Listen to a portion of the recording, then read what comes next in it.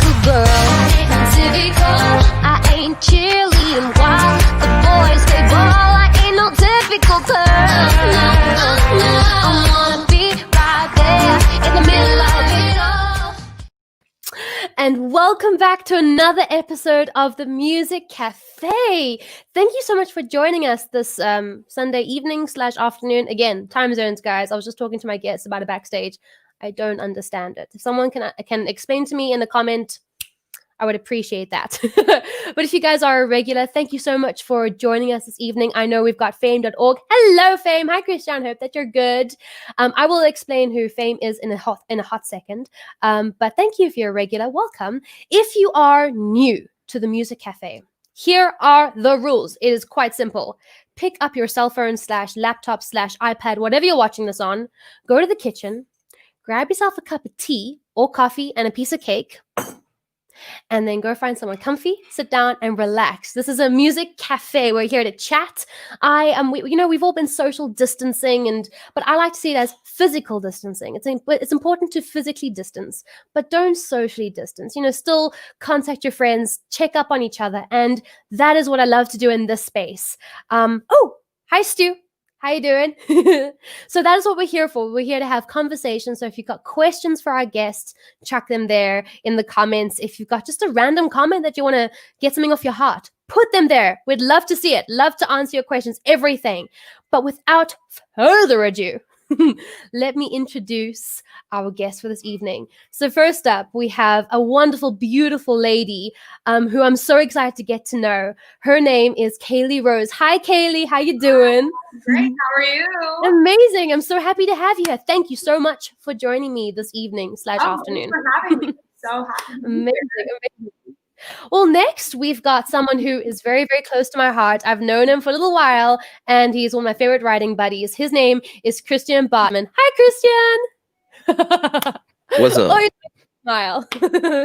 Hope that you're good. So excited for tonight. Last but not least, we have someone who's kind of cool and kind of interesting. His name is Ryan Cunningham. Hi, Ryan. Hey, how are you? So good. Thank you so much for joining me this evening, everyone. I'm so excited for this cafe, for this chat, because I'm sure if anyone that's watching that is a regular here, y'all know that I love to talk about empowering the songwriter, for anyone up and coming to know exactly what they're getting themselves into, to know what questions to ask, who to get involved with, the do's and don'ts. As much as we can help, we want to do that. And of course, I love combining Nashville, my one home, with my other home, South Africa. So this is really, really awesome. And we've got two Nashville guests. Literally, Kaylee, you're in Nashville currently, aren't you? Yes. I'm jealous. Ryan, are you currently in Nashville? Yep, in Nashville. Y'all can just leave. I'm so jealous. I'm so jealous. Christian and I were literally talking about. Don't get jelly, man. Don't get jelly. Well, I am jelly. I'm supposed to be there right now. Like my ticket is. I postponed my trip, so this is depressing. Really? Hashtag Corona. Yeah, it's real. It's nuts. But you know what? Movie or just visit? Well, I come at least like 2 or 3 times a year to Nashville, and I stay like 2 months, and then I come back home. That's my thing. And like literally this year, I've not been able to do anything. But at least I'm able to do this. So this feeds my soul. How long of a flight is that? Sorry. How long of a flight is that? It's like a. How long? Is it 8 hours to like a? No, it's 10 hours to Heathrow, and then 8 hours from Heathrow to like Chicago. Am I right, Christian? All depends how much you pay for your ticket. I once flew for 2 hours. Oh, but the ticket was like less than $1,000 for a return flight. So I was like, yeah, cool. Christian is actually sold in the beginning. Was it your very first trip? You sold your car to get to Nashville. Yeah. Wow. Like it was part of my bucket list to go to Nashville, and I've been a passionate songwriter since the day I can remember, and I just had this need to go. And then one day I woke up and I was 30 years old. I'm like, if I don't do it now, I'm never going to do it. How am I going to do it? Well, the only thing I have that I don't use for music is my car. Okay, let's sell that. And then I'll figure out how to get from A to B when I get back. I'm like, yeah. So that's best real. That's investment like of my life. Was it amazing. worth selling the car? Can we just quickly just acknowledge the random, like, everything I own has a Nashville. I'm Wait, surprised wait. you're not wearing your Bluebird t-shirt. Like that's what you. There we go. He's got it I everywhere. have serious issues. Yesterday we went busking and he was literally wearing his Bluebird t-shirt. So it was we I we didn't love it. I didn't realize that. I was like, oh, okay. It's now just part of your nature. Anyway, okay. Well, I'm excited to talk about this Nashville and songwriting. I'm really excited to chat about this.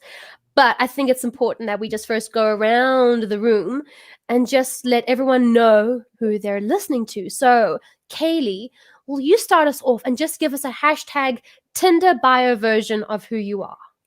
Yes. So hi guys, I'm Kaylee Rose. I am in Nashville, Tennessee. I've been in Nashville for 6 years now. I'm a singer, songwriter, artist, all the things. And yeah, I've been involved with NSAI since I first moved to town, but we'll get into that. I'm sure the whole Yes. Yeah, I'm a country singer and songwriter. Mm. Yeah. And you've also just when did you release your new single, Bless Her Heart? A month ago, right? A month ago. Yeah, exactly a month ago. Amazing. So I also want to chat about that. So, releasing a song during sort of Corona times, which is kind of interesting. So can't wait to chat about that. So thank you very much for being on the show and blessing us. Bless, did you get it? Yes. Blessing us with your time. Well, Christian, do you want to give us a hashtag Tinder bio version of who you are? I am a musician and I make music. Quite accurate. I'm a songwriter and a performer, just like you, Kaylee. I do our version of the row. It's not in one place; it's all over the place. I also have a cover band that does about 230 shows a year. Not now, but usually.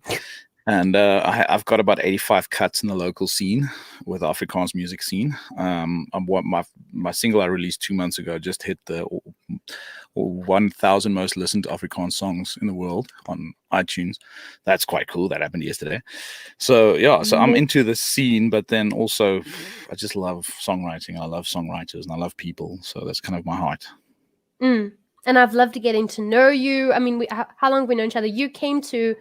We met at one of my writers rounds It's like 2 years now, I think. Was it 2? Yeah. Was it 2 years? Gosh, it's been a minute. I know. I noticed you jamming at Nashville. I saw like Justin Sarah posted stuff of you going to Nashville, and I was trying to contact you. Hey, I also go to Nashville, and then you're like ignoring me. I was like, okay, I might be that weird guy that randomly WhatsApps you and like, oh, I like you. I was like, okay, let me just actually meet you, introduce myself, and not be that weirdo on the internet. Yeah, I'm so glad we actually met in person. So now we're actually genuine friends, which is quite great. And just so everyone knows that's watching, I mean, this is what Fame's saying, that Bartman is so modest. You literally have I call it a Goma, but it's a Guma award, which is, what is that? How can you compare that to something in the States? Like it's like an IBM award kind of thing. Yeah, I've got a few of those, but once again, being a big fish in a small pond, I'm not even one of the big fish. I'm just one of the guys that like eat. I don't know. That's there. We'll get. Oh, calm down. We'll get to you. Oh gosh. Anyway, Ryan.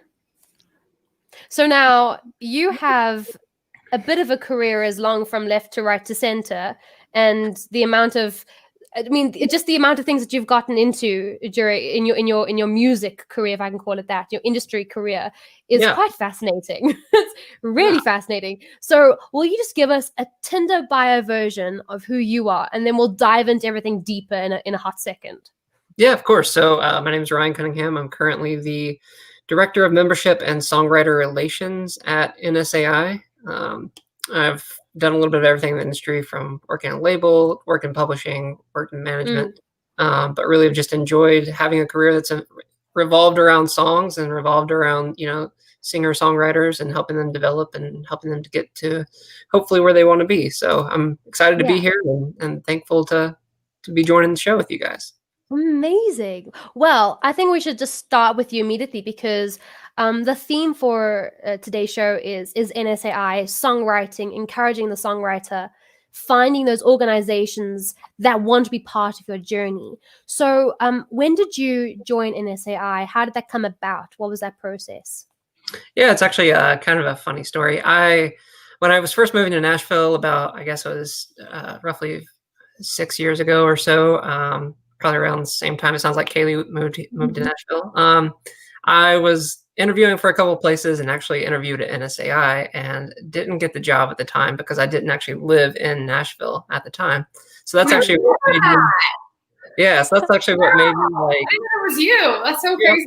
That was me. So that's actually what made me make the jump and go ahead and move to Nashville, which is crazy. And ended up working at a couple different places in town. But a little bit before the holidays this past in 2019, NSAI called me and said they had a position opening up and they wanted to talk to me about it. I guess they had been somewhat following what I'd been doing in my career. So I went and I was at a place where it felt right to go and talk to them. So spoke to them and ended up starting, got the job, and then ended up starting roughly January 6th, beginning of the year. So only been with NSAI for 8 months or so, but it feels like it's been longer just because I've been connected to them and in some ways throughout my career. So that's amazing. And it's crazy that you started in Jan and literally most of your time with NSR has been during COVID and this creation of this new world. It's been interesting to see it shift. Yeah, because I did get, a couple of months in there that were more traditional of how NSAI has operated in the past, but have definitely been got to be a big part of figuring out what NSAI looks like moving forward. And if, especially in the, COVID Corona times, it's been an interesting challenge, but it's given us some opportunities to connect with people in a different way. So we've been really excited about it in a lot of ways. That is so exciting. I love being part of NSI because they're always looking out for the songwriter, wanting it to evolve with the industry and keeping up with everything about absolutely love. So I actually want just to dive into, this is the hot second now where I want to dive into your past. This is the moment. So you've done everything. When did you start in the music industry, in this music business, in the industry? Did you study this? What was your first job? And then, coming in, So I went to school for recording arts and music production in Florida, and shortly after that, got my first job in the industry was at a label based in North Carolina, and started out as the assistant to the head of the label, and kind of quickly moved into an A&R role there because working with the head of the label, I was fortunate enough that he actually took the time to pay attention to what I was doing and my skill sets and stuff like that. So moved into A&R and kind of had the opportunity to work with all the artists that we had on the roster, but look out for other artists to potentially sign. But also that was my first chance to really dive into seeing songs from an industry perspective instead of more of a fan or listener perspective. So that was a great opportunity to hone my skills of connecting the right song with the right artist. And really, really enjoyed that being sort of my first opportunity in the music industry. Simultaneously with that, that was actually owned by a film and TV production company where I was the social media manager. So I was the only employee split by both, which was a really crazy time. Wow. But I say that to say that eventually, about a year and a half into that, the film and TV production company decided to cut their marketing department, and that's where my salary came from. So the label, unfortunately, couldn't keep me on at that point. And that's the time when I realized, I was trying to figure out what I was going to do, and that's about the time that I started interviewing. That's when I took that interview at NSAI, and that's when I decided to make the move to Nashville without having a job or anything like that. Fortunately, about a month or two into me moving to Nashville, the label called and they had some opportunities to bring me back on, and they wanted me to open a Nashville office for them and to up my title to A&R director, which was great. Wow. So I did that for a little while until the funding ran out again, unfortunately. And but by that time, I was able to have enough connections in Nashville to find a new job, and took a great job as a publicist and social media manager at a company called PLA Media in town. Learned a lot there, but also simultaneously took a position managing an artist through a company called Music Row Management. And then kind of realized within that span of time that I really didn't like being a publicist, and really didn't care for doing social media. So was able to have an opportunity to move on to a company that was a publishing and management company where I was able to manage a couple of artists there, but also work heavily with the songwriters on the publishing side, setting up co-writes, pitching some catalog, doing those sorts of things. And then from there, just had another opportunity to do another management company where we worked with artists like Sammy Kershaw and Pam Tillis. And then that led to the job at NSAI. So it's been an almost 10-year journey so far, but it's been great. Yeah. I feel like just within your story, I've had like a roller coaster just listening to it. I mean, up and down, and then funding, and then this, and then changing. I mean, and just going from being like a publicist to a publisher. Am I right? Did I hear that right? Publicist to publisher and A&R, all the above is so fascinating. And I would actually love to, in a minute, get into just discussing how important that team is for a songwriter or for an artist to build the right people. And Kaylee, you obviously would know all about this as well. So can you dive into your journey with moving to Nashville and then becoming part of NSAI and your journey in the beginning of that? Yeah. So I started playing shows in my hometown in St. Augustine, Florida, when I was 14 years old, and then quickly started realizing just people would come up to me at my shows and be like, you need to go to Nashville, you need to go to Nashville. And so I am lucky that my parents were very supportive. And so they would drive me up to Nashville at like 6. I think I went for the first time at 15 years old, and I loved it. And I just didn't know how important the songwriting part of being an artist is till I moved to Nashville. It hit me when I started college in Florida, and I realized like literally the first weekend, like I need to be in Nashville. So I switched to online school and saved up money to move by myself at 19, and met Bart, who's the executive director of NSAI, right before I moved to town. So I started making trips. As it got closer to me moving, I decided to go up like every other weekend. It was an 11-hour drive, but I did that so I could kind of get an idea of what I should focus on when I move up there. And I met Bart and joined NSAI. And when I moved up there, Bart kind of just took me under his wing and really taught me the importance of writing. And, you know, when you don't grow up in the songwriting scene, you just aren't aware of it. Like I always would I don't regret anymore, because I don't think you should regret anything ever. Everything happens for a reason. But the one thing I used to get so mad at myself for was like, why didn't I start writing songs earlier in my career, and co-writing especially? So yeah, if it wasn't for NSAI, I wouldn't be the writer I am today, because Bart really pushed me and tore my songs apart, but in the best way possible. You know, you kind of have to. That's the only way you're gonna learn and grow, is if someone critiques you, and can't just get told, yeah, it's great all the time. Yeah. So, yeah. My mom always said, don't let people tickle your ears. Don't let them tickle your ears. I think that's amazing.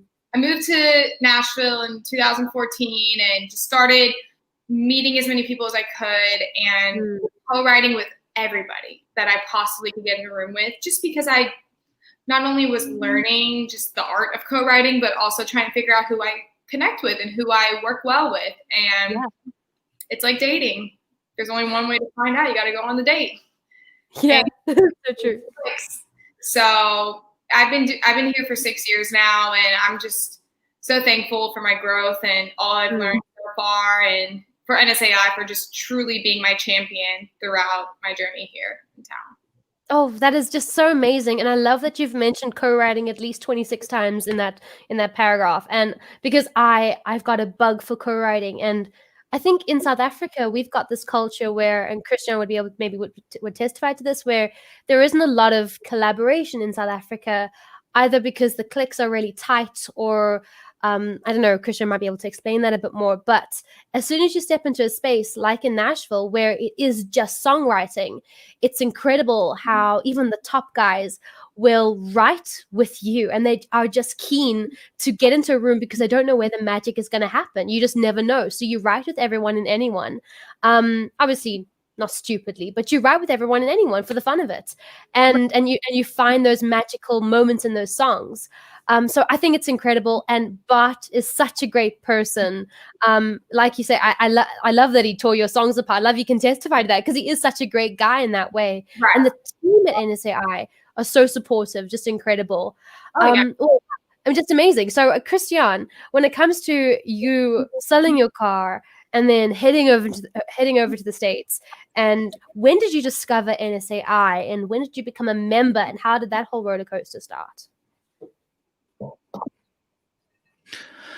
So, I think the guys watching have heard this story so many times before, but I mean, I've been a passionate songwriter since I can remember. I mean, I've been singing since before I could speak, and the thing for me is just I've never moved in those cliques, so I never had the privilege to be able to be in the same room with good songwriters.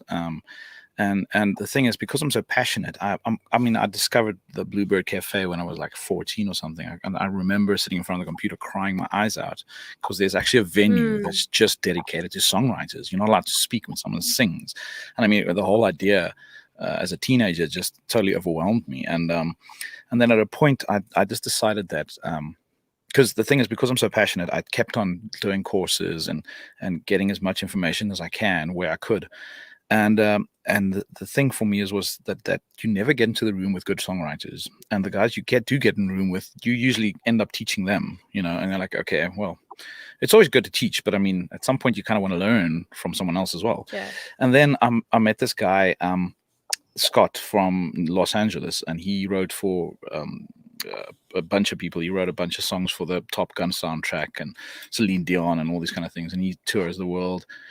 And I became friends with this guy. He came to South Africa once or twice, and then I told him about this thing where I have a desire to be the worst songwriter in the room. I just want to walk in and know I know nothing. And he's like, "Oh, cool! You should go to Tim Pan South." I'm like, "What? What's that?" He's like, "Don't you know Tim Pan South?" And then I was like, "Okay, cool." So I started Googling it, and then I was like, "Oh, NSAI, what's this?" And I was like, "Oh, they do in Tim Pan South. All right, cool." And then I kind of went down that rabbit hole, and then within 4 months, I was a member and just absorbing all the information I could find on their website. Because I mean, for the first time in my life, there was an inexhaustible source that I could not get through. And then I just did it. That's where the journey started, and I just realized that this needs to happen.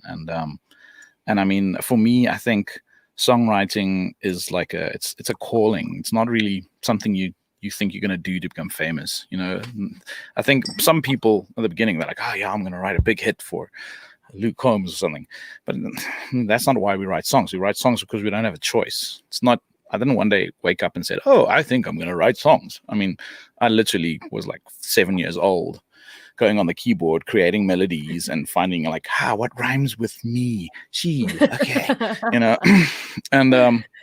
and like I said, it's the passion just kind of grows, and it's a bit of a mistress. One day you hate it, and the next day you love it, and you can't live without it. But you kind of really want to try not to be a musician, but you can't really help it because that's like what you were made to do, and that's kind of where the passion of NSAI and Nashville came in, as just the fact that there's actually a place in the world with like 3,000 plus professional songwriters just writing every day. And what's interesting for me is when I'm a tad older than Alexandra, so I came from kind of was brought up by the previous generation of musicians in South Africa, and they're a bit more closed. They're not as open and sharing as the new generation, which is most probably me. Anyway, and when I went to Nashville, I could not find co-writers. I tried, and I was just like asking everyone. And then Alexandra told me, "Oh, well, yeah, man, I just walked in there and like this person connected me with this person." And then I was like, what am I doing wrong? And I just realized that I'm still stuck in the selfish mindset. Even though I don't want to be there, I need to get out of my mind and start sharing. So like they say, charity starts at home. So I just started connecting with my friends that I trust, because it's an emotional thing in South Africa, I think, because it's such a hot button topic. So I've identified 3 or 4 of my friends that I think are very musical and that I do trust and respect as songwriters. And I just started co-writing, and I just realized it's a cultural thing. You have to change your perspective of the world and the things you think you know. You must be able to be wrong, be okay with that, and grow and be once again the worst songwriter in the world, and do the dap. Anyway, and yeah, so yeah, that's kind of my story here. I love songwriting. It's kind of why I love Nashville. Yep. Maybe I'll love Los Angeles when I go there. I don't know. Would have been this year. Would have been this year. I think, but I love the idea of a co-writer and being the worst songwriter in the room. I think that's key. And like you say, to allow yourself and be open to someone criticizing that and ripping it apart, allowing there to be more light to shine into that. You can sort of grow in that space. And I'm pretty sure, Kaylee, that's what you've experienced in the circles of Nashville. You've obviously seen your songwriting skills grow since moving to Nashville and co-writing with different levels of songwriters as well. Absolutely. Yeah. But then it's funny because like sometimes the people that you like can't wait to get in a room with, it's people that you've idolized. You end up getting in a room with them and realizing, like, this is what I was so worried about. And I don't know. It's like, all I can truly say at the end of the day is it's dating. It's just like dating because you just don't know what to expect. You're either going to like have a connection or not. And you can't just be like, oh, because they're a huge writer and had all these cuts, we're going to write a great song. Like there's no guarantee of that. So that's very true. I used to have that mindset of like, oh, I have to only write with like these kinds of people and learn. But no, I kind of realized you never like be picky about, you could be picky about it for different reasons. Like in my case, I'm an artist. So like, I know there's certain people that like I'm going to write better with because they get my vibe as an artist. So I don't know. Yeah. So many layers to co-writing, and like, I'm not going to just write with someone just because they have a deal. You know what I mean? Because they have time. Yeah. Doesn't mean we're going to write a great. There's no guarantee. Yeah, it's very true. And I'm sure you feel the same, where you know that certain writers will bring something out of you. So if you want to write like a ballad sort of type of song, you know who to call. You know who to call if you want to write something more fun. You know who to call for X, Y, Z. So it is like dating. You sort of get to figure out what you like and what you don't like. So I've never thought about it like that. So now that's kind of interesting. So I'm going to leave songwriting for a second, because obviously I want to get back to that and NSAI and all the above. But we've got a question here for Ryan from Mark. And this question actually leads into something else. So what label was that Ryan was part of again? So sorry, what was the label that you were part of, Ryan? For Mark. I was a part of a label called Oak Hill Music. It's unfortunately not around anymore, but it was based out of Charlotte, North Carolina. Yeah, I saw the. I think it said he was from Durham. Yes. It was based in Charlotte, and unfortunately, it's no longer around. But there were some pretty good artists on it. So that's pretty cool. So I actually wanted, this now leads into my next question, and when it comes to this wonderful word called team, TEAM, team, and I think that not a lot of up and coming artists really think that they need that team or can afford, or whatever it is that is the complication. And something that I really like to focus in on, and I think Kaylee, you also mentioned the word networking, which funny enough in South Africa is quite a dirty word, but I know like in the UK it's such a normal thing. In Nashville it's such a normal thing. The word to network is so normal, but for us it's sort of a dirty thing. But if you sort of go with them, I don't know. I don't. Amway. I don't know, Kaylee. All I know is that I love doing it because I love getting to know people, and I love sort of connecting, and it's all a community. So that's my mindset. So it's weird, but like that's the space. And then also team. A lot of young up and coming artists think they can do it all themselves, which we can, which we should know. We should know quite a bit about the industry because we're in the industry. We should know our industry. However, we have our own skills, we have our own strengths, and we have weaknesses, and we're not great at everything. So, Ryan, I wanted to chat to you because you've been a publicist, you've been a publisher, you've been A&R, you've done everything. So when it comes to that core team that you think an artist, a songwriter, or an artist would need, what do you think is like that foundation? And then where would somebody go? What do you think are the most important pieces for the puzzle? Is that a terrible question? No, I think that's a great question. I think it's a question that you'd probably get 100 different answers for, asking 100 different people. I'll give you my answer for it. I will say one thing, especially on the songwriter side, and Christian kind of alluded to this without necessarily naming it, but there's a certain concept that we see a lot in Nashville where at NSAI we talk to songwriters about finding their initial tribe, their initial group of co-writers that they're going to write with, and kind of all develop together and raise up the ranks sort of Yes. all at the same time. And that's very important as you're beginning out as an aspiring songwriter, because you want to find those people that you're going to get comfortable co-writing with, just to break that sort of awkwardness. And also, hopefully those people are pushing you and they're all heading in the same direction as you're wanting to head. They're all hopefully heading north. And eventually there comes that weird point where, if we're going with the dating analogy, that you have to kind of maybe occasionally break up with a co-writer, and that gets kind of awkward. But, you just try to push through it and navigate those waters as best as possible. Kaylee, you can hear me, hey? Oh. You can hear me, right? Yeah. Oh, I've lost Ryan and Christian. Oh, sorry, I lost you guys. Oh, there we go. Sorry, you're back. Sorry. I lost you. Sorry, carry on. Sorry, I lost you for like 2 seconds. I was like, huh? Oh. Sorry. So yeah, I think finding that initial tribe of songwriters that you can co-write with is always great. As far as from the artist perspective, a lot of artists, I think, sometimes want to rush to have a manager, and they want to ask, like, when should I have a manager? And my answer is always, when you feel like you have something to manage, when you feel like there's enough going on to where a manager can come in and add value to you. Because a lot of times they're going to want to see that you're putting in that work ahead of time, and to know that even though you get a manager, your work isn't going to stop. Hopefully they're taking the load off of you enough to where you can stay creative and stay in that creative mind space most of the time. But at the end of the day, it's always going to be your career as an artist, your career as a songwriter, and you have to take that responsibility and that initial effort to put into it. So, but I think also, that being said, having the right team around you can help you get a lot further. You want to make sure that you're working with people that believe in your music, understand what you're trying to do as an artist, understand, what direction you're wanting to go, what the ultimate goals are. And then hopefully you're surrounding yourself with people that can help connect the dots to make those things happen.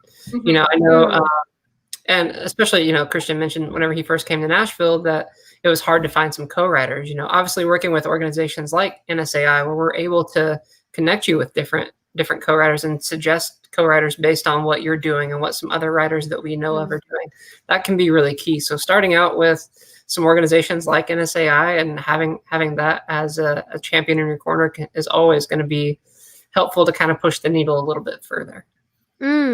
Yeah, and I love that you've brought that up, because I think that often people just sort of forget. They just want to do the agent, the manager, the publisher, the publicist, all those little bits and pieces. But to find a community, an organization that just wants to also, again, just support you along your journey, not wanting anything from you, just wanting to support you along your journey and your career, and again, just help put some puzzle pieces together, is really important. And I know there are only a few of them. I know there might be one in the UK, so there are a couple of them.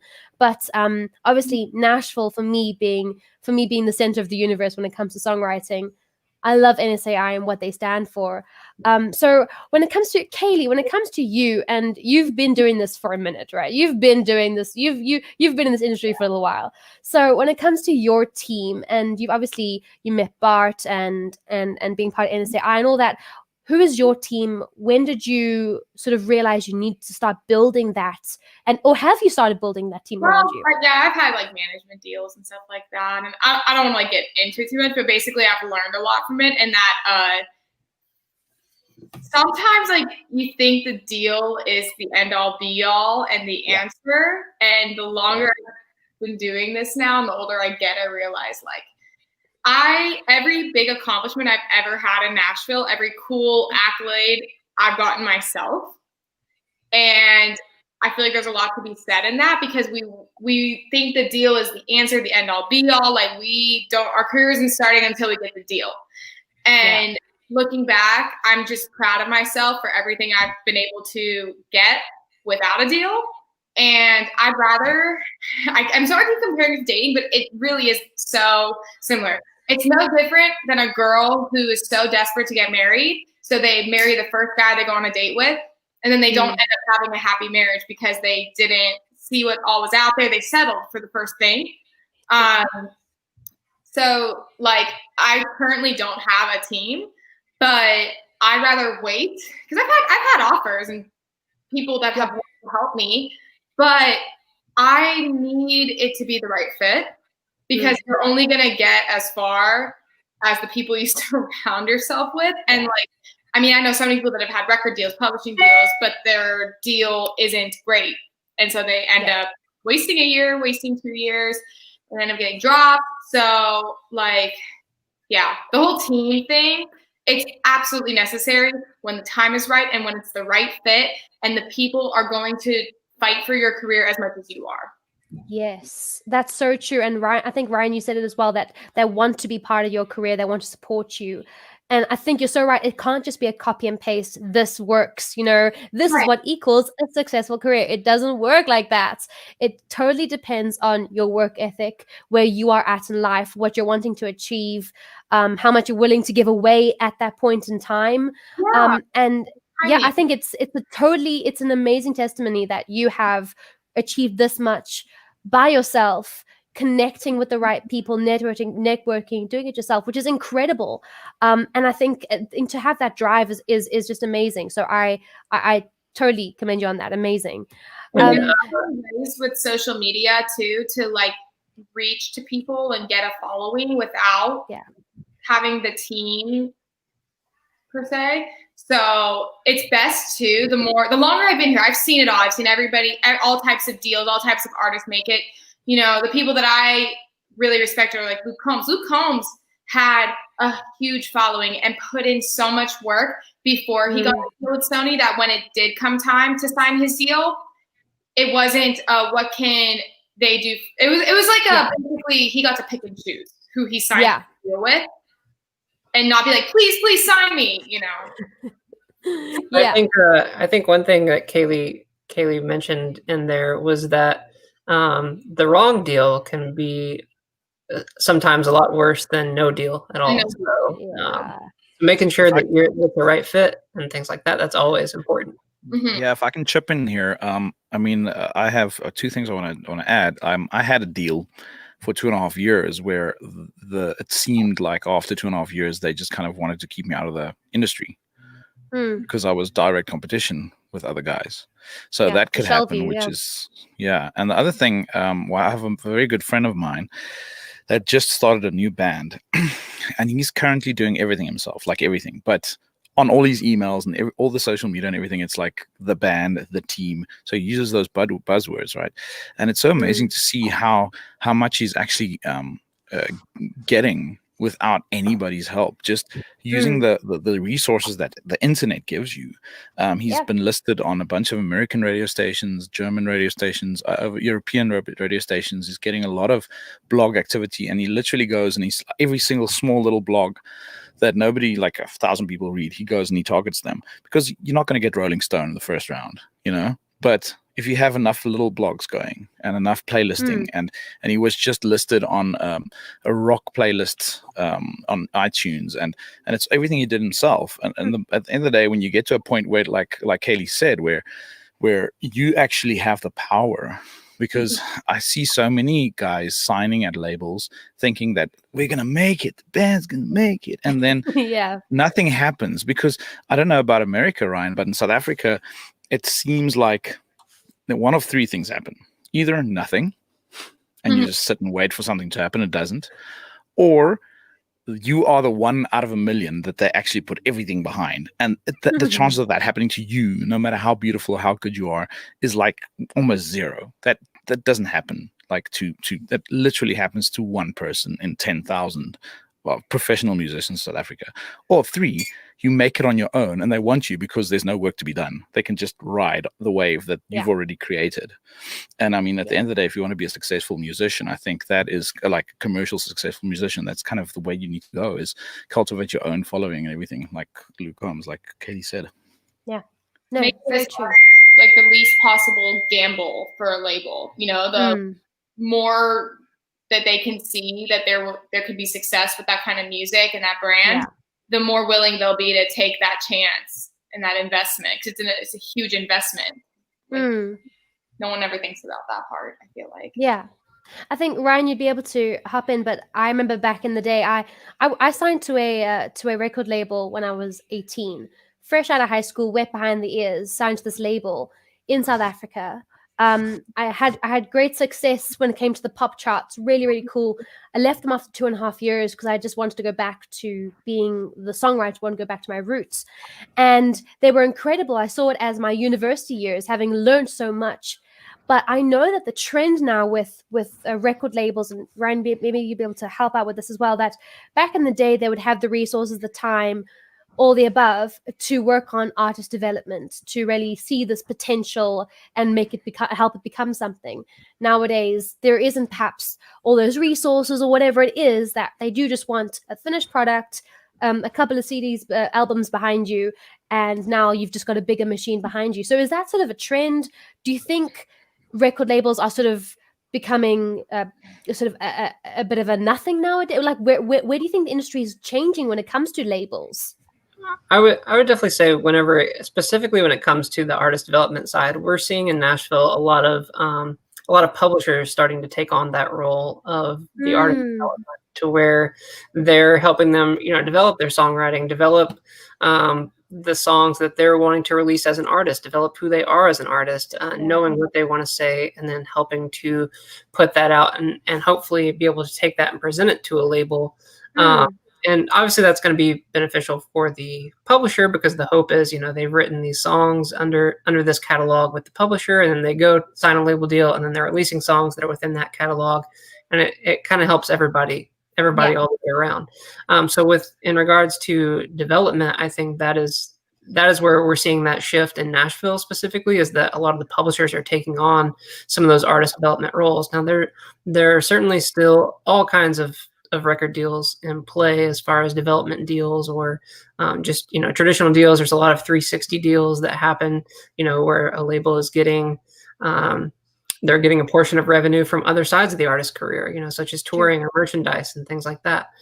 So really, there's a ton of different ways it can shake out. But I think one of the big areas that you're still seeing, the major labels have an impact is when it comes to radio play, marketing budgets, larger economic success for artists. I think a lot of now that certainly there are certain genres where that may not be the case, and specifically like hip hop or some pop cases, things like that. There's certainly a lot of people doing it on their own and making a great living. And there are artists that make a great living without ever having a record deal and or any of that. But if you look at it specifically, looking from the Nashville perspective, I think the labels are really do an amazing job still at getting artists to radio, but also putting the marketing budget behind them to be able to help them launch, to get bigger tours or get more attention, to be able to feed into other aspects of their career outside of just the recorded music. Yeah, we actually have a comment here from Fame. Let me bring this up. We always say you should never just sign a deal for the sake of it. You need to make sure the relationship will work before you commit. Go on a date, like Katie was saying. And what you're saying here as well, Ryan, is that it's all about that relationship, finding the right fit for your career where you're at right now, and realizing that a label isn't there to just make your career. They're there to help you and support you along your career, and put more of a machine, more of a budget, whatever it is behind you to help you further along that road. I think one of the best recent examples, or it might not be as recent anymore, but one of the best examples I can think of is Florida Georgia Line. They sold probably 100,000 copies of Cruise before they ever signed a label deal. Yeah, and they go and sign a label deal, and it stays the largest selling streaming country song for a long time until I Yeah. think some Sam Hunt songs have recently passed it. But I think that is really the testament to what labels are able to do for artists, is they're able to take what you're doing and just enhance it to a level that is, that next Yeah. level. Yeah, I totally Can I- agree. Sorry. Can I ask a question for Ryan? Sorry, this is a bit more technical, but I'm a bit interested. As far as I understand in South Africa, right? If you are distributing through a third-party distributor like DistroKid or CD Baby, you get a smaller slice of the pie of your streaming income. But if you sign with a big label like Universal or whoever, they get a much bigger portion of the income of the streaming. Is that true? Well, I certainly wouldn't know like the legal aspects of that, and can't give any legal advice for anything. But I think every deal is going to look a little different. Obviously, if you are distributing through some third parties, they have whatever deals or contracts that they're worked out on that end, and then each label deal is different, so everyone might get a different percentage of revenues depending on that deal. So I wish I had like a direct answer for you there, Christian, but. But that is exactly that. So basically, it's exactly how it worked when it was CDs. It's just the platform changed and the amount changed. The money changed, yes. Oh, we have a wad of questions still, and I just want to get them out because I do want to get to the music in a hot second. But I think I just want to sort of round off this part of the conversation. We got a couple of questions here. And okay, it was from Mark Lee. So this now, I think, has to do with what Christian was saying earlier with just working with those smaller podcasts or smaller things, just we're doing it yourself, essentially.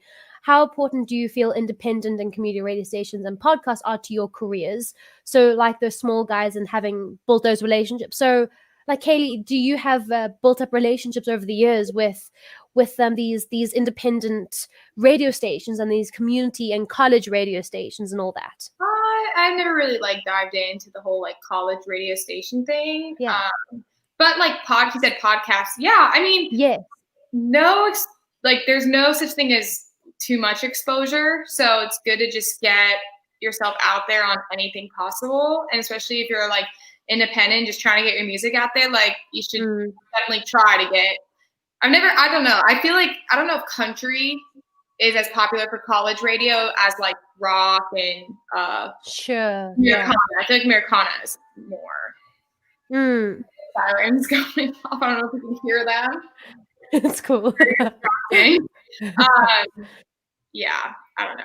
I think that podcasts are the new hot thing right now. So if you can get podcast interviews, that's very helpful. Sorry, guys. It's fine. We have another question here from Mark. And I think we've sort of answered this, but because of the questions up here, I do want to just chat to it again. Does artist development and A&R even exist in major labels now? Ryan? Yeah, I mean, like I said, there's still all types of deals that people are still doing artist development deals to some extent. I would say A&R is still a big aspect within labels because those are a lot of times the people at a label that are looking to see who they're signing to the label, but also what songs are being placed with which artists for, albums or what singles and things like that. So the A&R department is still very alive. Now their functions may have shifted slightly, but they're still overall, deciding a lot of times who's signed to the label, what songs are going to be placed with that artist, and those kinds of things. Well, if you guys are okay with it, I think we should do a bit of music now. Do a bit of a mini writers round. So, Kaylee, would you be keen to start off that round? Sure. Amazing. You get your guitar. I'm going to just explain because we do have an international audience. We've got some people from the States, wherever, South Africa, wherever you're watching from. If y'all don't know what a writer's round is, you're about to find out. So we're going to show you what a writer's round is, but I'll also explain it. So like in New York or LA, you'll have an open mic. in Nashville, Tennessee, you get writers' rounds, and they happen in every single bar, on every single street, and it's usually 3 or 4 guys or girls plugged in with their guitars, mic'd up, and they sing their original songs. They tell their story, because as songwriters, we talk way too much, and they tell their stories, and they sing a song in turn for an hour. And when that hour is done, they get off, and the new guys get on. And it's always fun, and I love being part of them. And so, because we're not able to really experience real live music, well, I'm not anyway. I'm very jealous that you're able to gig, Kaylee. I'm very jealous. Well, because I can't experience it, this is why we do this. We do Writers Round here at the Music Cafe. Ha ha ha ha. So, Kaylee, you know what you're doing. So you take it away. I'm going to play a new song that I just, by the way, if you're going to follow me on Instagram at I am Kaylee Rose, I just posted a video doing this song. This will be out on Spotify and Apple in a few weeks. So this is called Almost There. Stop signs, red lights, red flags, same fights, sorries, miss me's, don't leave. Taking back goodbyes. Ain't no destination past this conversation. Said it all before. We said it all before. We've been on this road for so long, don't know where we're going anymore. I can't do this anymore. Always slamming the brakes, scared to leave, scared to stay, recklessly back in me. Yeah. No, you know this ain't fair. Acting like we're going somewhere when all you'll ever be is almost there. Almost there. Almost back home. White dress, so close. Dead end, crashing, broke down. Baby, I can see you now. Always slamming the brakes, scared to leave, scared to stay, recklessly back in me. Yeah. No, you know this ain't fair. Acting like we're going somewhere when all you'll ever be is happy and now. Come close enough that I can move on. Gave you everything that ends a light is still on. No, you know this ain't fair. Acting like we're going somewhere. All you'll ever be is almost there. Almost there. Ain't no destination past this conversation. Said it all before. Said it all before. We've been on this road for so long, don't know where we're going anymore. I can't do this anymore. Always slamming the brakes, scared to leave, scared to stay, recklessly back in me. Yeah. No, you know this ain't fair. Acting like we're going somewhere when all you'll ever be is almost there. Almost there.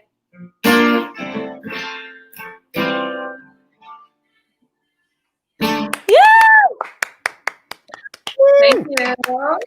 Nice. So awesome. Nice. I dig it. So what is your plan with release? Where are you at? Oh my God. About to choke.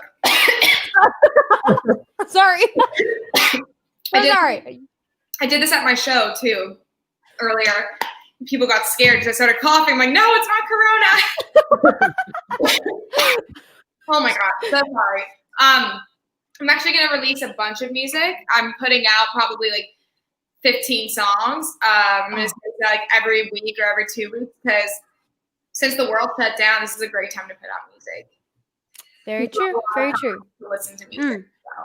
Yeah, I will. Sir, Can I throw it sorry. in really quick, Alexandra? I just want to say, if anybody's looking for an artist-writer that really understands how to make a chorus pop and how to really have a strong chorus, you should definitely go to Kaylee. Thank you, Ryan. I forgot that's your thing with me. Yep. That's amazing. No, I dug it, and I actually. So Kaylee, go right. For sure. I actually wanted to ask you. So then, during COVID lockdown time, Do you find that you are just writing random inspiration because it's fun and you're just writing whatever you want to write? Or have you been writing more COVID inspired stuff? Like, or you're just writing whatever? I hate this new normal because I'm such an extrovert and I realized this year that most of my song ideas come from meeting people, going out, having conversations with people. It's never like my own personal stuff, or even if it is from like my personal experience, it's all about like going out and living life. Sitting at home this much has really been tough. I've been trying to read books and watch movies and kind of find inspiration with different emotions through like TV shows and movies, things that or I guess equivalent to going out and talking to people. So I'm thankful for Zoom, how we're able to write through Zoom. But I'm still writing. It's just harder. For me, I think everyone's different. Like you guys might find it easier, but for me, I find it really hard to be creative when I'm like in the same scenery every day. Yeah.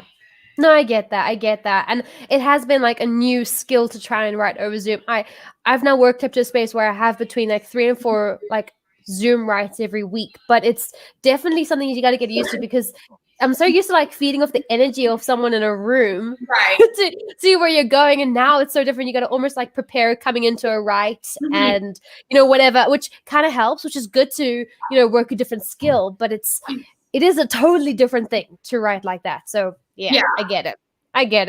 Can't wait to actually write with someone in person. Anyway, Christian, it's your turn.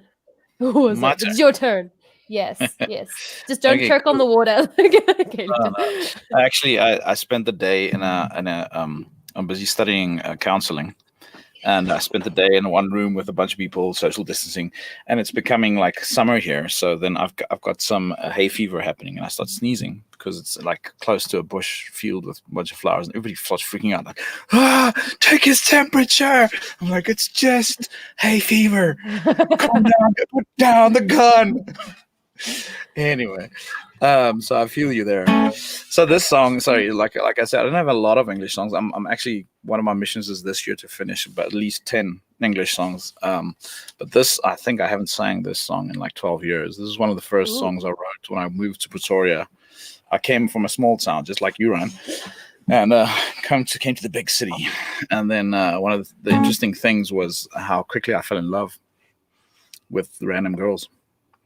And I just felt like this silly boy, just kind of falling in love the whole time with random people. And I wrote this song. Ooh, there's my plectrum gone. Let's find a new one. And I wrote this song with the idea that this is kind of, I'm this little silly little man waiting for a girl to notice me. Yes, weird. I know. I was silly.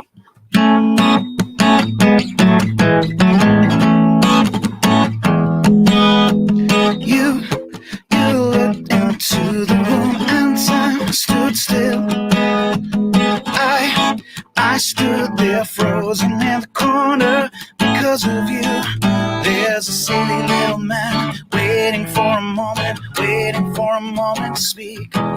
There's a silly little man making an emotion of peace. And the silly little man they're taking a big chance, but there's nothing really left to do. Cause the silly little man wants this girl to understand that there's nothing he would rather do than some time with you.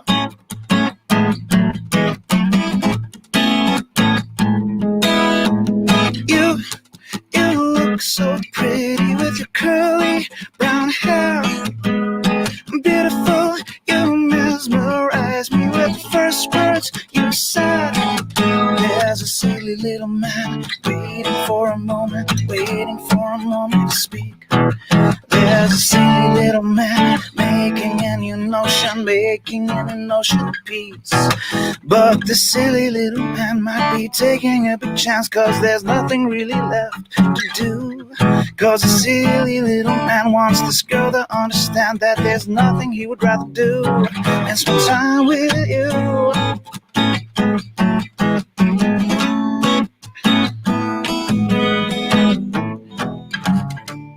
And I would wait until forever to be in myself by you. And I will wait as long as it takes, 'cause I'm in love with you. You'll be a part of me. I'll wait here for you. You'll be a part of me. I'll wait here for you. There's a silly little man waiting for a moment to speak. There's a silly little man making an ocean of peace. 'Cause the silly little man wants this girl to understand that there's nothing he'd rather do. And the silly little man taking a big chance, 'cause there's nothing he'd rather do than spend time with you. I can't remember the chord of that song. Thank you. I dig it. It's so cool. Oh, you haven't heard it yet? Yeah, cool. No, I haven't heard. I mean, just the sort of songs that Christian writes are always so interesting. Is it your jazz one that the jazz one. Yeah. It's a beautiful song. I mean, just what a great round tonight. We got Kaylee, Christian. What a great round. So Ryan, your turn. Where's your tambourine? I don't have a tambourine handy, so I'm gonna have to pass. That's fine. I always make sure just in case you want to hop in. Well, I'm going to sing a song that... Oh, hang on. We got... Before I get there, I'm so sorry. We have some comments for Christian as well. We got this here and here. Again, if there was a real audience, we would have a whole lot of... but we have to get used to the hearts and everything. So thank you so much, everyone, for commenting. This is so nice to have like an audience watching. So exciting. So I'm going to sing a song. Christian, I actually did it yesterday when we were busking. And I wrote it with a wonderful lady called Jane Buck, and she's a songwriter in Nashville. She's written some songs for Reba, and I think she's also connected to NSAI. And I sort of met her through a friend of mine, a producer from Canada, and we all did a co-write when I was in Nashville last year. And so she and I did a Zoom write a couple of weeks ago. And I had this little idea, and I had this inspiration. I'm a huge fan of Alison Krauss and Robert Plant, so I was like, I want to go full on that vibe. And so yeah, we created the song, and she had this really cool little hook. And the hook was called the hook is Definite Maybe. So this song is called Definite Maybe. Here we go.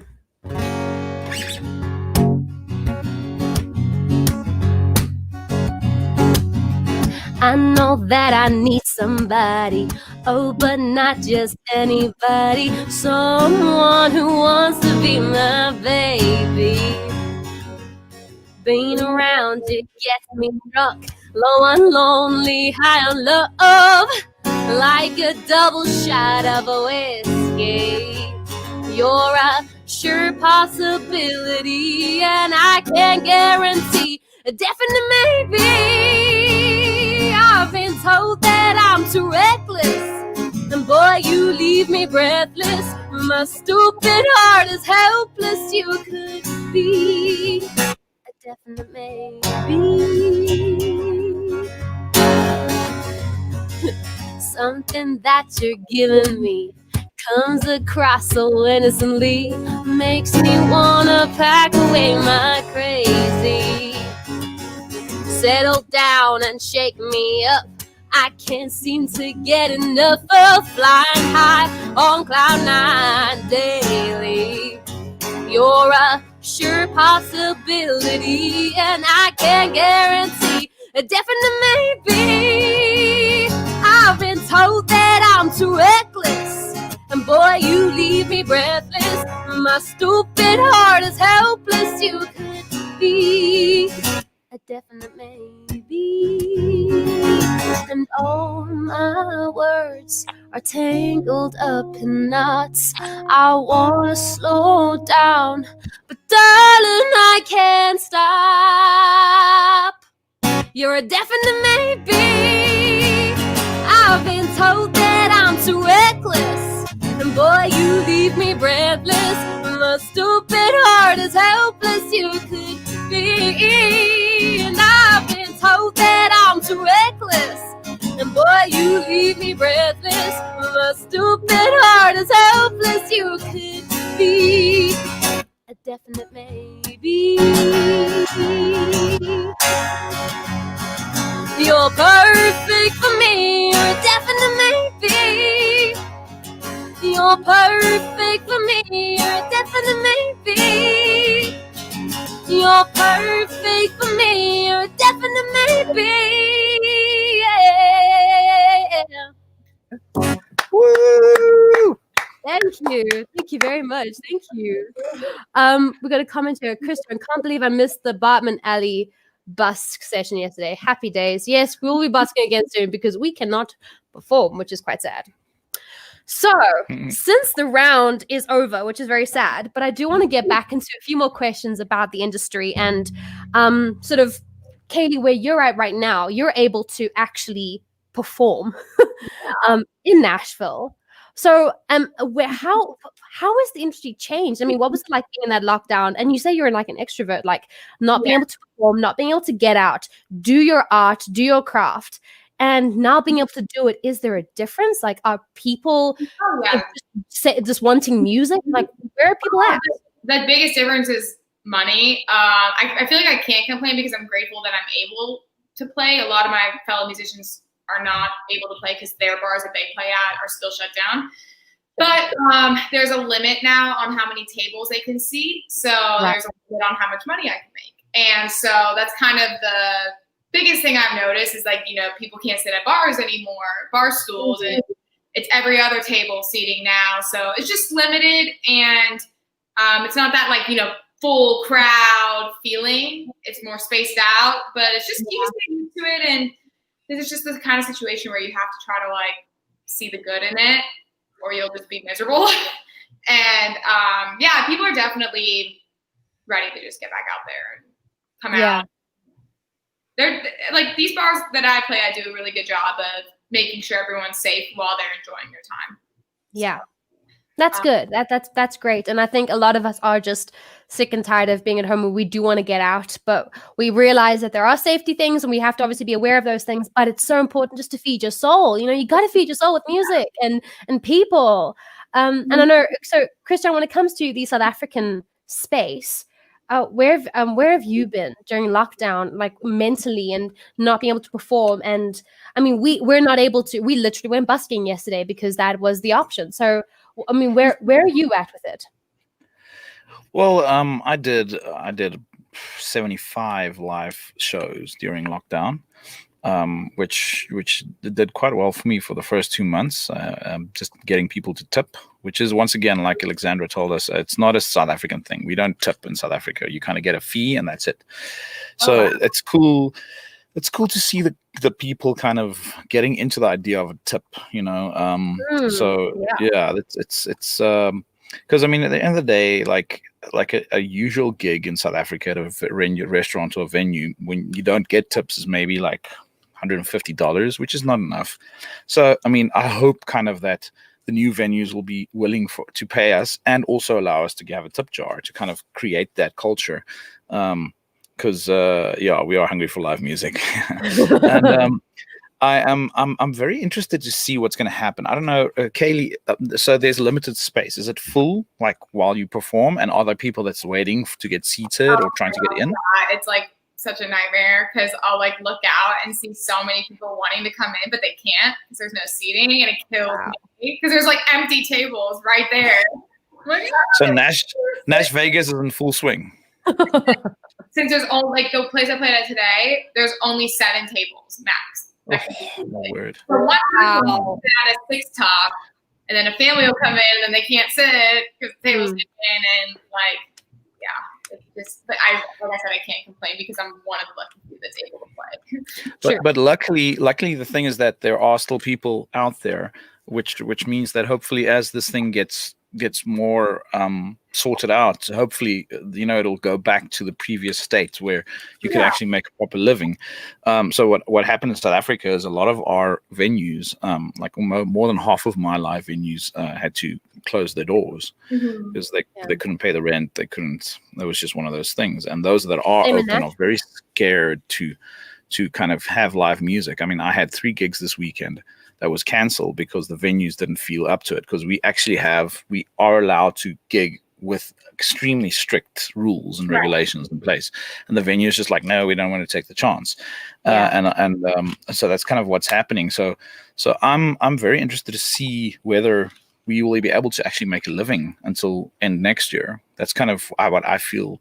So I've been getting myself new skills. So I taught myself how to edit videos, and I've upped my mixing and mastering and production skills. Like, I spent, I don't know how many hundreds of hours doing that, just trying to get an alternative income, but still be in music. So I think in South Africa, the reality is the fact is that we're not going to make proper money out of music for at least another 8 to 10 months, I think. Which is and I'm sorry, I get very philosophies. What's that in English? Philosophical about these things. But I mean, this is like, and it's hard to kind of confirm it like that. But this is our big thing. Like, my parents had the big depression, where they didn't have petrol to throw in their cars, and they were like bartering for food. Like, here's a chicken for a loaf of bread. That's kind of what it was my parents' time, and this is our time.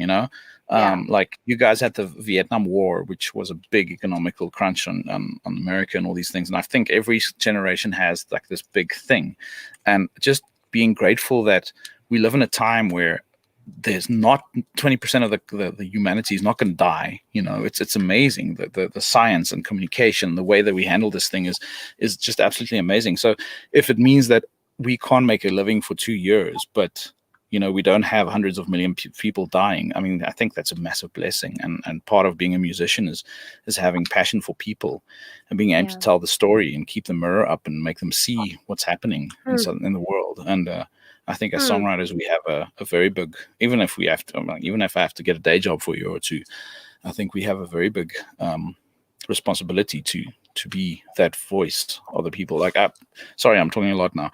I wrote a song a bunch of years ago, and it's an Afrikaans song, our local language, and it's the lyrics are literally, everything will work out at the end. I know it's a big fight. I know it's hard to stay alive, but just remember, everything will work out at the end. That's like a direct translation. This is a song that I wrote like 15 years ago, and I relaunched the acoustic version last year, and all of a sudden it's charting, it's like playing on every single radio station in South Africa, and it's getting like our big national radio station, the big one. It's playing every day because people just want to know that it's going to be okay. And that's part, and once again, it's a song that came to me. It's not my song. It's just, I was just the vessel that brought it out. But people need to have that emotion that comes through music, because I think Tony Mack said from DC Talk, he said that music takes lyrics further than it can fly on its own, and that's kind of our responsibility, to be able to give people hope, to give people the mirror, to give people the art, the responsibility of the art. So in this time, okay, I'm done. I'm going to keep quiet. No, I loved all you were saying. I think what you said something about the mirror. We're the mirror for the audience, our generation, whatever it is, and it's so true. I think it was not Shawn Mendes. It's going to come to me who said this. Charlie Puth. He said that we're creating soundtracks to people's childhoods. And it's so true that we're part of that. We are part of their growing up space. And it's important that we put out great messages, especially during this time, to encourage, whether it be just a good old happy song that makes you want to dance. Like, that's what we need. We need to be encouraging, or something that makes you look inward, and we are that mirror. So I think that's really important. What you're saying is important, Christian. And I think, we're coming to the end of the show, which is very sad, because I feel like there's so much more I need to ask all three of you. This is always very disappointing, this part, but I do want to chat a little bit about, I don't want to call it the new normal, because normal suggests what's been before, because I don't feel like we're ever going to be. I know that I'm going to be hesitant walking out. In South Africa, it's been law to wear a mask for the last 6 months. It's been law, so it's going to be difficult to not leave the house without a mask. So I feel like the world is just going to change. So I mean, Ryan, when it comes to the industry, you've been in this industry for a minute. And you've seen it go through a few stages, a few growing pains. And when it comes to, especially now with NSAI, and you were there beginning of this year, and now you've seen this change, and you're about to go into this new change where things are loosening up a bit. How is the industry starting to shift, and where are songwriters' minds at, and where's the industry at, and support for songwriters, all the above? I know it's such a broad, terrible question to ask you, but just like a general overview, I feel like I just put these huge questions on you. But when it comes to like that shift, where is the industry at? I think it's one of those things that's kind of, we don't know obviously what's happening or where it's going to go, but people are just trying to really make their best guess and try to move forward. I think there's a lot of people that are trying to adapt and figure out what that new normal is going to look like, so that they can move on and be successful in whatever landscape that is. Obviously, there's been a big increase, like Kaylee said, in people releasing music. There's been a big increase in live streaming events, and speaking of something like Tin Pan, this year we're having to move that to a virtual setting. So that'll be in October in a virtual format, as well as our a lot of the seminars that we would normally do have been virtual this year, and we've had to come up with ways to make those events still happen and make them still engaging, and to still bring value to songwriters and help them to learn and grow. But how do we do it in a safe format? And I think really it's the people that can try to figure out how they can adapt and how they can move forward, they're going to be successful. There were a lot of people that were very hesitant to write over Zoom and to continue to write during this time, especially as it all started out. And I think now some of those people are having to realize that they might have to write through Zoom for a little while or to keep it going. So, but I think the ones that have been doing it from the beginning and at least trying it, I think they're going to have a leg up, moving forward. That's all on the songwriting side. There's of course like the touring side, which is, I feel terrible for anyone that is in the touring space, because that has just been kind of obliterated and moved. Everything's shifting to 2021, obviously, and hopefully those shows can happen. But we just don't know on that side of things. So I think they're starting to figure out different ways to be able to hold shows in a safe environment, like Kaylee mentioned, with some of the venues she's playing. And I think as it starts to evolve, we'll see what that landscape looks like. But I think it's going to be just unfortunately sort of a guessing game. And the music industry always finds a way, it seems like, to make something work and to move forward in a way that is successful. So I'm very confident that we'll be able to do that as a community, but it just might take a little longer this time than normal. So no, I totally agree. And so I think, because I believe in what we all believe in what NSAI is, and supporting the songwriter, especially now, more than ever. Where is NSAI at? Because is your building open? Because you've also got beautiful writing rooms at the actual building, and so are you guys even open for allowing us to go co-write? Or are you completely closed, working from home? Where are you guys at? So currently we are open Monday through Thursday, 10 a.m. to 3 p.m. If you're a member, you can make an appointment to meet with someone. There's only a few people at the building, so if you're a member, you'd have to make an appointment. If you're someone that is looking to just learn more about NSAI or wanting to sign up, we're allowing those kind of walk-in appointments. We do have a writer's porch that is available by appointment only, so you'd have to email reception@nashvillesongwriters.com to set that up, and that is again for members. And like I said, we're just trying to bring as much value as possible during this time. But I do think the beauty in this for us has been able to realize how we can connect with members that are outside of Nashville more. Before it was you had to be in town to come meet with someone in the membership team, and now it's kind of with Zoom and things like that. We're able to open that up a little bit more. So we're still love to meet with people that are in town that come into town, as long as we can set an appointment for that. But we're also happy to meet with people in a virtual setting and be able to connect as well.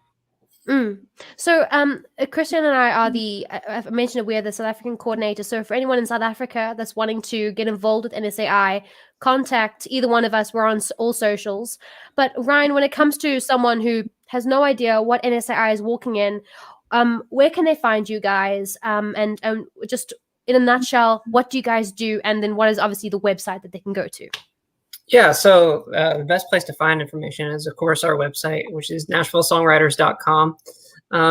Really, NSAI's mission has always been to sort of celebrate, educate, and elevate songwriters while also, advocating for their rights and making sure that they're taken care of, as far as royalties and compensation, but also just sort of that champion for a lot of songwriters and helping them get connected with co-writes and helping make sure that they are continuing to do things to hone their craft and providing resources, such as our seminars. And we developed during this whole thing, one of the great things that came out of it was we developed a program called RISE, which is stands for Remote Interactive Songwriting Education. And it's a 6-week songwriting course that we've been doing. So there's a lot of great resources, but another great resource, if you are looking to learn more about NSAI from someone that's in it, is of course the chapter program, which you guys are a part of, down there in South Africa. But we have hundreds of chapters across, the United States and really around the world.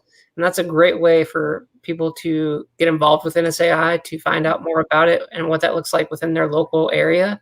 And it's also a great way to meet, new co-writers within your local areas. So, it's a great resource to join. And there's some other great resources that we obviously have for members, but I think anyone that is just starting out in NSAI or just looking to learn more can either talk to someone in the membership team at NSAI, reaching out to reception at nashvillesongwriters.com to set that up, or reach out to a local chapter and talk to the coordinators there and meet some of the people and kind of learn more about it. I think when I was told about NSAI when I was in Nashville a couple of years ago, and somebody in the industry who I trusted, and I said, okay, fine, I'll go knock on their door and check them out. And just getting to know, I think it was Mackenzie. I was just chatting to Mackenzie, and then at the time, not you, Kaylee, a different Kaylee who was working inside, and I think she just recently left.